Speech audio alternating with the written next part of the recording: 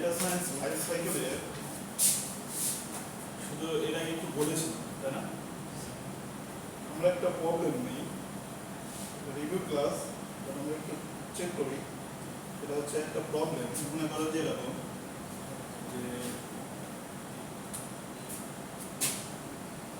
যে মনে করো একটা ইন্ডাস্ট্রিটা হচ্ছে এরকম। মনে করো যে বাংলাদেশের আবহাওয়া অফিস, এদের একটা দায়িত্ব দেওয়া হলো। দায়িত্বটা হচ্ছে এরকম যে ফরকাস্টিং করতে হবে, প্রেডিকশন করতে হবে। তার প্রেডিকশন করে এটা বলবে যে আজকে বৃষ্টি যে হবে, ধরো এটার সম্ভাবনা আমরা ধরে নিলাম 65%। তারা বলতেছে যে আজকে বৃষ্টি হওয়ার সম্ভাবনা 65% রেইনি ডে, আর না হওয়ার সম্ভাবনা তার মানে হচ্ছে 35%, তাই না? তারা এটা বলে দিল। আমাদের কাছে হচ্ছে ডেটা সায়েন্স লাইফ সাইকেল, এটা হচ্ছে আমাদের ডেটা সায়েন্স লাইফ সাইকেল। এইটার যে পারসেপশন, এই কনসেপ্টের উপর মানে বেস করে আমরা এটাকে ডেসক্রিপশন করব। ডেটা সায়েন্স লাইফ সাইকেলের যদি স্টেপগুলো তোমার মাথায় থাকে তাহলে এক্সপ্লেন করতে সুবিধা হবে। ডেটা সায়েন্স লাইফ সাইকেলের ফার্স্ট যে স্টেপ সেটা হচ্ছে প্রবলেমকে আইডেন্টিফাই করা। প্রবলেম আইডেন্টিফাই,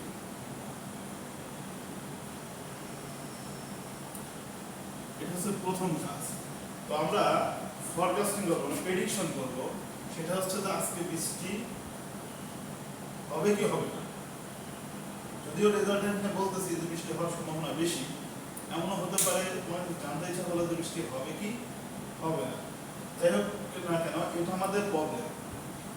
আমরা আইডেন্টিফাই করে নিলাম যে আমাদের প্রেডিকশন করতে হবে। এক নাম্বার আমরা প্রেডিকশন করব। কি প্রেডিকশন করব? বৃষ্টি হওয়া না হওয়ার সম্ভাবনা, ঠিক আছে? এখন এটার জন্য আমাদের একটা প্ল্যান লাগবে। আমরা প্ল্যান থেকে শুরু করতে হবে। তো প্ল্যানটা কি হবে? প্ল্যানটা হচ্ছে আমাকে আগে জানতে হবে যে বৃষ্টি কি কি কারণে হতে পারে। যেমন বাতাসে আর্দ্রতার পরিমাণ যত বেড়ে যায়, বৃষ্টি হওয়ার সম্ভাবনা তত বেড়ে যায়। তারপরে মনে করো যে যখন খুব মানে আমাদের মতন নাতিশীতোষ্ণ অঞ্চলে, মানে আমাদের দেশের যে ভূমণ্ডলীয় যে অবস্থান, তার উপর ডিপেন্ড করে কিন্তু দেখা যায় যে বায়ুর দিক পরিবর্তন হয়। এই বায়ুর দিক পরিবর্তনের উপর ডিপেন্ড করতেছে আমাদের বৃষ্টি হবে কি হবে না, মানে এটা কিছুটা নির্ভর করে। মানে বেশ কিছু কারণ রয়েছে যার মধ্যে বায়ুর দিক পরিবর্তন হওয়াটা, তারপর আর্দ্রতার পরিমাণ বেড়ে যাওয়াটা, তারপরে হচ্ছে অস্বাভাবিক পরিবর্তন, মানে মানে এই যে আমাদের সময় এনভায়রনমেন্ট, এটা খুব দ্রুত চেঞ্জ হওয়াটা, মানে এই গরম ফিল করতেছে আবার এই ঠান্ডা ফিল করতেছে। এই যে মানে এনভায়রনমেন্টের খুব দ্রুত চেঞ্জ হওয়াটা, এইগুলোর উপরে আমাদের বৃষ্টি হওয়ার অনেক ডিপেন্ড করে। এখানে আর কিছু প্রবলেম আইডেন্টিফাই করা যেতে পারে। যেমন হচ্ছে মনে করো আমরা বলতে পারি যে আজকে যে বৃষ্টি হবে কি হবে না সেটা হয়তো বিগত যদি আমরা 50 বছরের তথ্য আমাদের কাছে থাকে, প্রতিদিনের বাংলাদেশের বিগত 50 বছরের প্রতিদিনের তথ্যটা যদি আমরা জানি যে আজকে হচ্ছে মনে করো হচ্ছে জুন মাসের 14 ডে, তো বিগত 50 বছরে তার মানে 50 বছরে 50টা ডে আছে 14 জুন। ওই সকল জুনের ডেতে কি হয়েছিল মানে সেটা আমাকে জানতে হবে। এমন হতে পারে যে কিছু কিছু মান্থ আছে, কিছু কিছু সময় আছে, উইক, এটা আইডেন্টিফাই করা পসিবল যেখানে বৃষ্টি বেশি হয়েছে। বাংলাদেশের বৃষ্টি বেশি হয়েছে। তুমি যদি বিগত 50 বছরের বা 100 বছরের 14ই জুনের তথ্যটাকে সামনে নিয়ে আসতে পারো, তোমার বুঝতে সুবিধা হবে যে আসলে এই দিনে বৃষ্টি প্রিভিয়াস টাইমে হয়েছে কিনা, নাকি হলেও হয়েছে তার পার্সেন্টেজ কতটা এখন পর্যন্ত ক্যালকুলেশনে পার্সেন্টেজ কতটা, অর্থাৎ অতীতের ডেটাটাকে অ্যানালাইসিস করা। ইন জেনারেলি ডেটা সায়েন্স দুইটা কাজ করে। ইন জেনারেলি ডেটা সায়েন্সের কাজ দুইটা, একটা হচ্ছে পাস্ট ডেটা অ্যানালাইসিস করে, এটা হচ্ছে তার কাজ, প্রথম কাজ। দুইটা কাজ করে। তার প্রথম কাজ হচ্ছে অতীতের ডেটাগুলো করে অ্যানালাইসিস করা। এখন আরেকটা হচ্ছে ফিউচার বা প্রেডিকশন করা, ফিউচার অ্যানালাইসিস, ফিউচার প্রেডিকশন করা। ফিউচার প্রেডিকশন করতে হলে আজকের দিন সহ বিগত দিনের যদি তথ্য অ্যানালাইসিস করা যায় তাহলে কালকেরটা বলা পসিবল হতে পারে। অ্যাকচুয়ালি ডেটা সায়েন্সে আমরা প্রেডিকশন গুলো করি, ফরকাস্টিং গুলো করি, এগুলো কিন্তু সম্ভাব্যতা, অর্থাৎ প্রবাবিলিটিক্যাল কনসেপ্ট। অতীতের ডেটা অ্যানালাইসিসের এই বইয়ের জন্য প্রয়োজন যে আমরা একটা সিকোয়েন্স খুঁজে বের করবো, যেমনটা কেমিংসের মধ্যে আমরা যখন পড়ছিলাম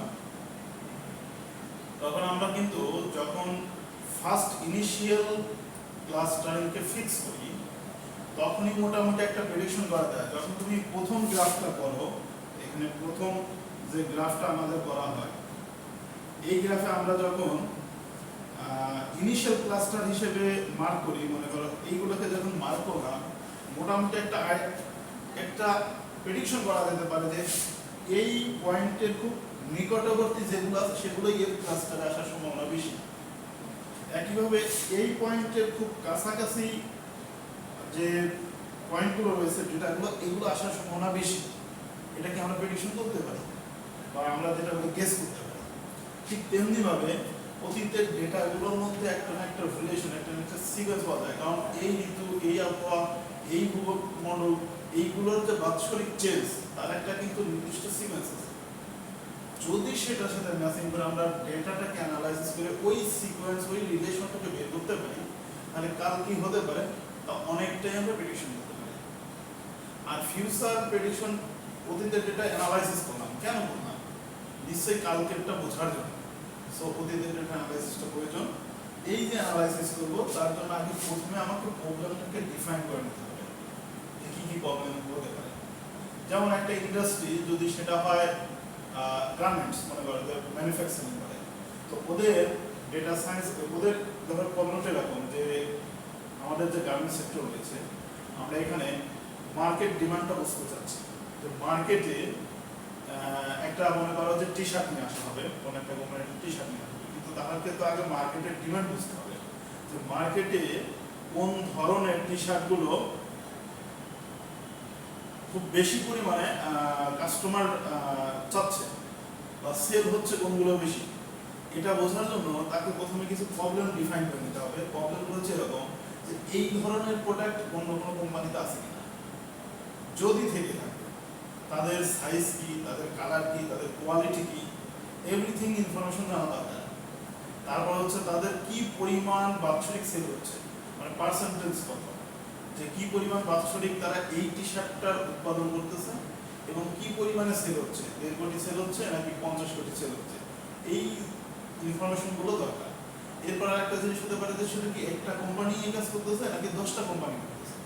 যদি 10টা কোম্পানি এই কাজ করে থাকে তাহলে 10টা কোম্পানির ভেতর থেকে আমাকে দেখতে হবে কোন কোম্পানির প্রোডাক্টটা মোটামুটি অ্যাডোরেবল, মানে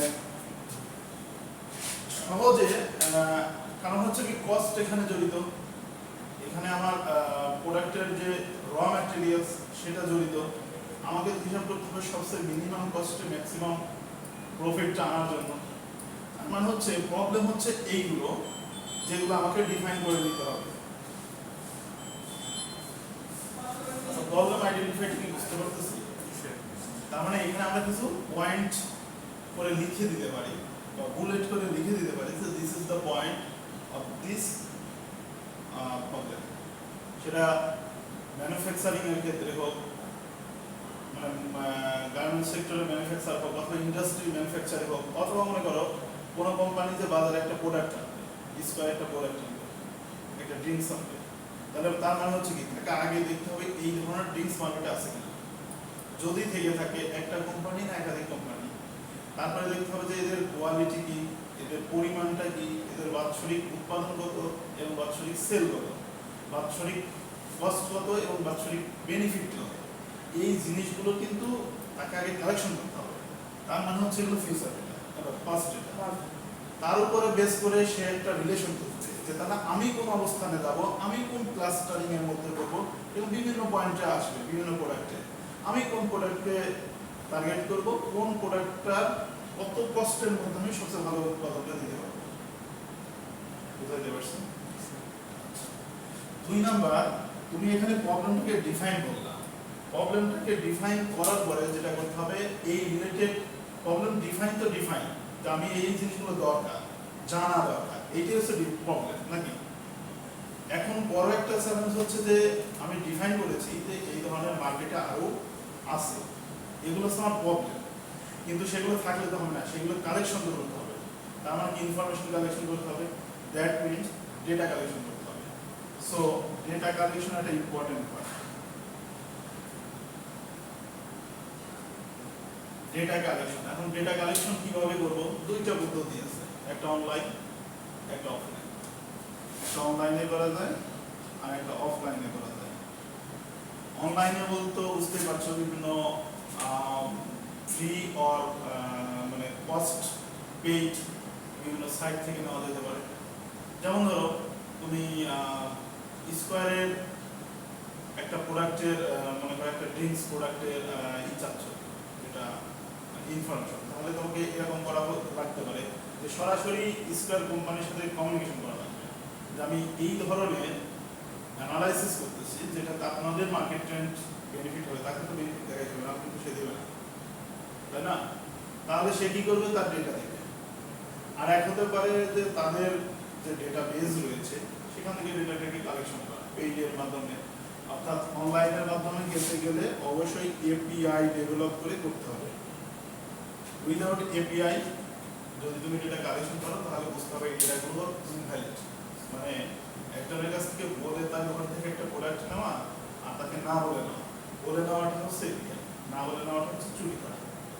এপিআই ডেভেলপের মাধ্যমে নেওয়াটা হচ্ছে ভ্যালিড, আর তোমার যদি ডেটা কালেকশনটাই ভ্যালিড না হয় তাহলে নিশ্চয়ই তোমার ওয়ার্ক এটাও ভ্যালিড হিসেবে কাউন্ট হবে। অফলাইন হচ্ছে যেরকম হচ্ছে ফেস টু ফেস, ফেস করে ভাইবার মাধ্যমে হতে পারে, রেকর্ডিং এর মাধ্যমে হতে পারে, সার্ভে করে নেওয়া হতে পারে, সার্ভেও করা যেতে পারে, ঠিক আছে? এই সার্ভেটা কিন্তু অনলাইন অফলাইন দুটোই হতে পারে।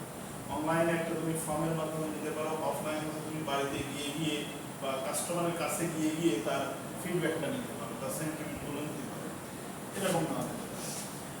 3 নাম্বার, তুমি এখন ডেটা কালেকশন করে নিলা। ডেটা কালেকশন করার পরে ডেটার উপরে ক্লিনিং করতে হবে, অবজার্ভ করতে হবে, মানে এই তুমি যে কালেকশন করছো সব ডেটা কি সঠিক হবে? হবে না, গার্বেজ আসবে, ভুল তথ্য আসবে, ডুপ্লিকেট আসবে। মানে আমরা 5 জন মিলে ডেটা কালেকশন করতেছি, একই ডেটা 5 জন আবার নিয়ে আসলাম, মানে একই ব্যক্তির কাছ থেকে 5 জন কালেক্ট করলাম, মানে ডুপ্লিকেট হয়ে যাবে। আবার এমন হতে পারে 2-1 মিসিং হয়ে গেছে, অথবা মনে করো যে একটা ডেটা নিয়েছি কিন্তু আংশিক অসম্পূর্ণ হয়েছে, অথবা একটা ডেটা হতে পারে যে অতিরিক্ত লেখা যেগুলো কোনো ভ্যালু নেই, মানে রিলেটেড না, আমার এই কাজের সাথে রিলেটেড না।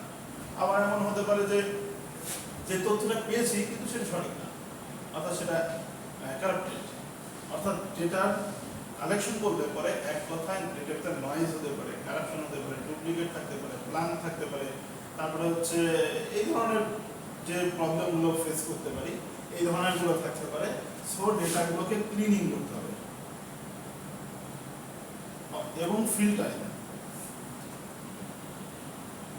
ক্লিনিং এবং ফিল্টারিং মানে হচ্ছে ক্লিনিং মানে গার্বেজ নয়েজ গুলোকে রিমুভ করা, আর ফিল্টারিং হচ্ছে বারবার ওটাকে চেক করা।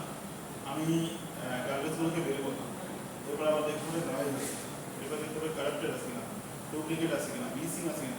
এই যে বারবার এটাকে আমাকে রিমুভ করার পরে এটাকে বারবার পুনরায় ফিল্টার করতে হবে, মানে রিচেক করে দিতে হবে, ঠিক আছে? এই অংশটাকে বলা হয় ডেটা প্রি প্রসেসিং। প্রসেসিং করার পূর্বের অবস্থাটা, এটার জন্য অনেকগুলো মেথড রয়েছে। ক্লিনিং এবং ফিল্টারিং করার জন্য ডেটা সায়েন্সে, মেশিন লার্নিং এ, ডেটা মাইনিং এ, ইনফরমেশন রিট্রিভালে অনেকগুলো মেথড অ্যালগরিদম রয়েছে যেগুলো আমরা ব্যবহার করে এই কাজগুলো অনায়াসে করতে পারি। এরপরে আসে হচ্ছে ডেটাগুলো তো এখন প্রস্তুত, যেগুলোর মধ্যে কোনো গার্বেজ নাই, তার মানে এখন ডেটা হবে যেটা সেটা হলো অ্যাকচুয়াল ডেটা, সেটা হলো ট্রেন ডেটা। যে ডেটার প্রয়োজন মানে সঠিক তথ্যের উপর তুমি যদি অ্যানালাইসিস করো তাহলে রেজাল্ট নিশ্চয়ই ভালো হবে। সো আমরা এখন পেয়ে গেলাম হচ্ছে অ্যাকচুয়াল ডেটা। এই অ্যাকচুয়াল ডেটার উপরে অ্যানালাইসিস করতে হবে। অ্যানালাইসিস মানে এই ডেটাগুলোর উপরে অ্যানালিটিক্যাল অনেকগুলো মেথড রয়েছে, অ্যাপ্লিকেশন রয়েছে, অ্যালগরিদম রয়েছে, যেগুলো দিয়ে আমাকে এই ডেটাকে বারবার চেক করতে হবে। বারবার ডেটা থেকে ইনফরমেশনকে নলেজ আকারে নিতে হবে। ব্যাপারটা হচ্ছে এরকম যে মনে করো তোমার কাছে মার্কেটে ডিমান্ড জানতে চাচ্ছে যে মার্কেটে কাস্টমাররা কোন ধরনের প্রোডাক্টটা সবচেয়ে বেশি সেল হয়। যেমন ধরো অনলাইনে কোন প্রোডাক্ট সবচেয়ে বেশি সেল হয় বলো বাংলাদেশে ই কমার্স সাইটগুলো সবচেয়ে বেশি সেল হয় কসমেটিক্স নাম্বার ওয়ানে। তো মনে করো এই যে নাম্বার ওয়ানে কসমেটিক্স সেল হচ্ছে, যখন আমরা কসমেটিক্স রিলেটেড ডেটাগুলোকে কালেকশন করে অ্যাকচুয়াল ডেটায় রূপান্তর করব, অর্থাৎ ক্লিনিং ফিল্টারিং করার পরে, তখন এই ডেটাগুলোকে অ্যাকচুয়াল ডেটাটাকে আমাকে বারবার কেন অন্য ডেটার সাথে চেক করতে হবে। কারণ হচ্ছে কসমেটিক্স তো একটা না, অনেকগুলো ক্যাটাগরি, কিন্তু সবগুলো মিলেই তো কসমেটিক মার্কেটে সেল হচ্ছে। কিন্তু আমার মার্কেটে কসমেটিক্সের অনেকগুলো টাইপস রয়েছে। এই টাইপসগুলো একটার থেকে আর একটা ডিফারেন্স, একটা থেকে আর একটা ট্রেন্ড, একটা থেকে আর একটা সেন্টিমেন্ট বোঝার জন্য আমাকে বারবার অ্যানালাইসিস করতে হবে। অ্যানালাইসিসের মধ্যে পড়বে যেটা, সেটা হচ্ছে বারবার ডেটাটাকে কম্প্যারিজন করা। বারবার ডেটাটাকে কম্প্যারিজন করা, কারণ সিমিলার অনেকগুলো ফিল্ড। এরপরে যেটা করতে হবে, অ্যানালাইসিস হয়ে গেলে ডেটাগুলোকে একদম পিওর হয়ে যায়।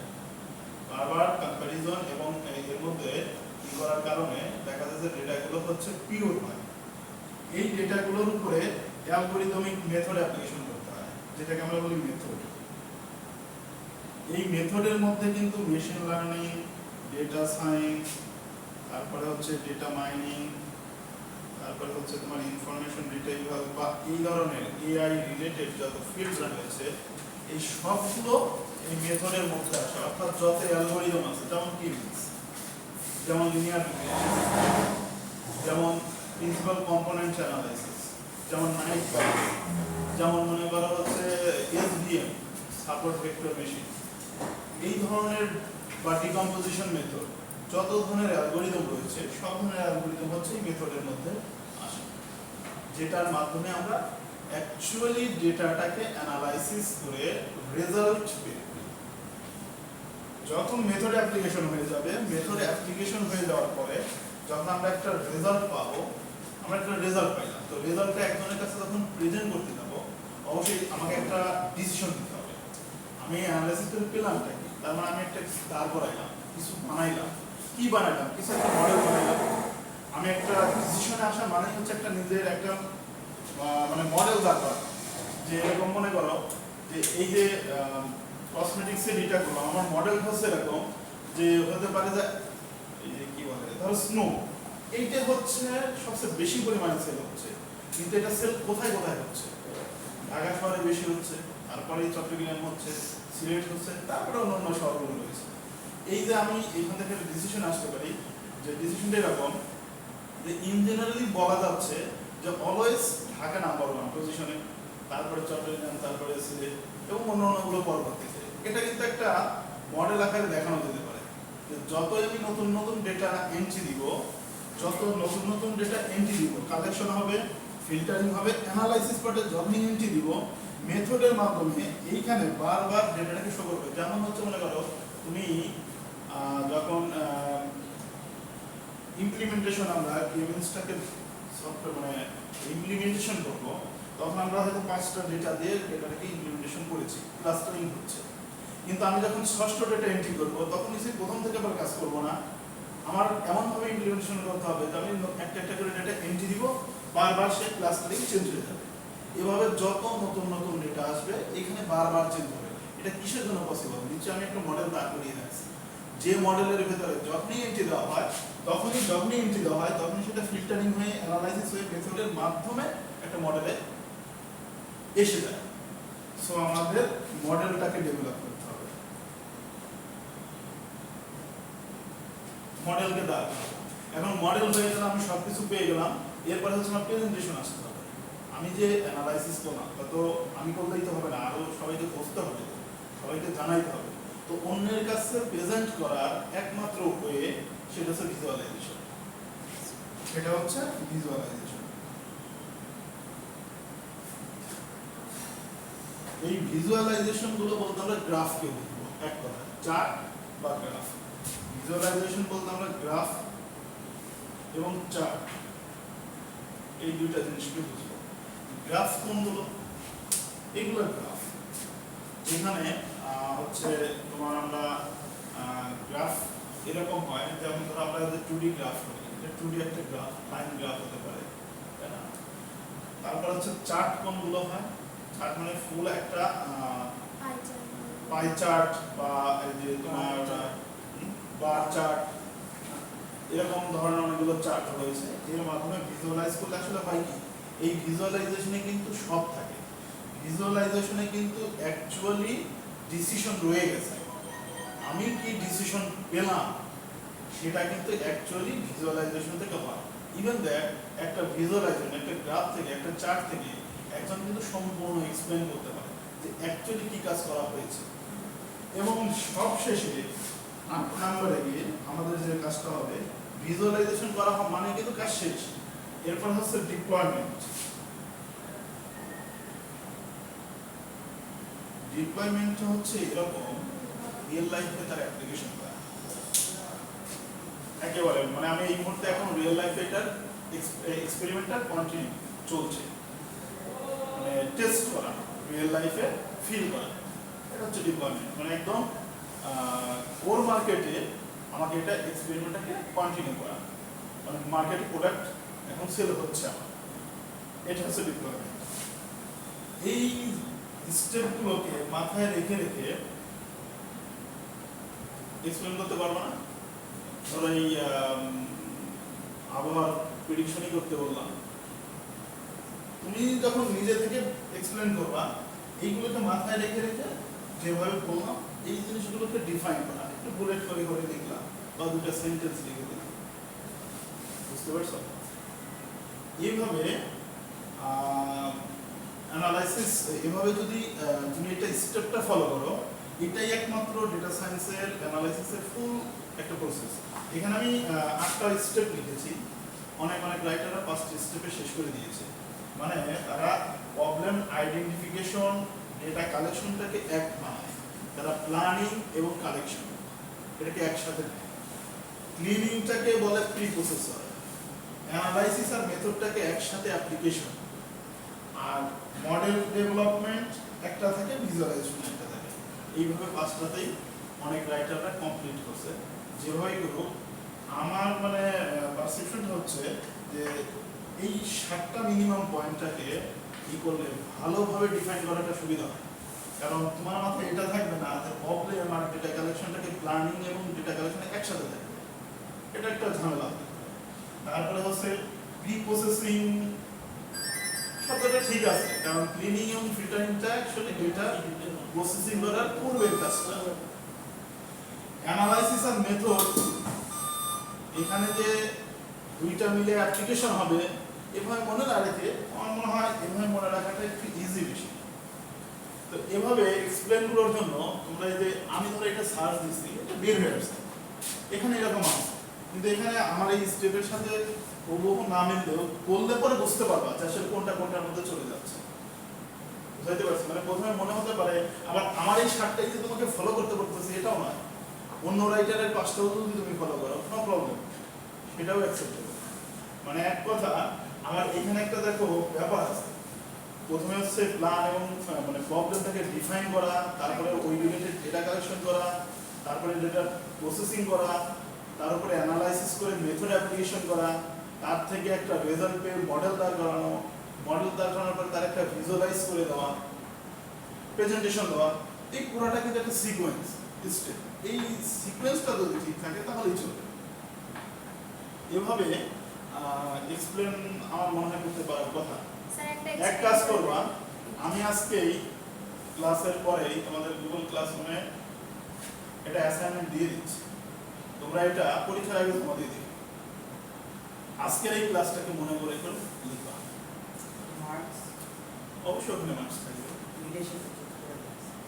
না মিডেরটা তো মিড, এগুলো অ্যাসাইনমেন্ট, এগুলোতে যা হবে যত অ্যাসাইনমেন্ট যাবে বস করে দেবো, অ্যাসাইনমেন্ট যত যাবে এই অ্যাসাইনমেন্টগুলো ধরো জেনারেলি 10 মার্কসের করে যাবে, এই